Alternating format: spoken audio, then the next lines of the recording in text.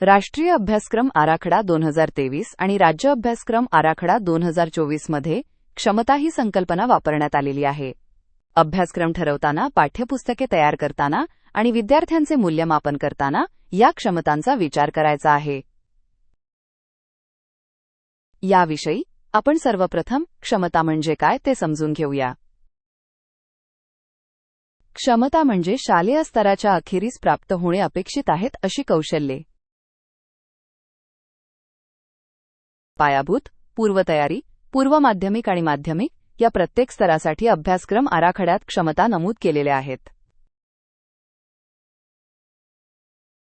क्षमता आणि अध्ययन निष्पत्ती या समान आहेत का? नाही.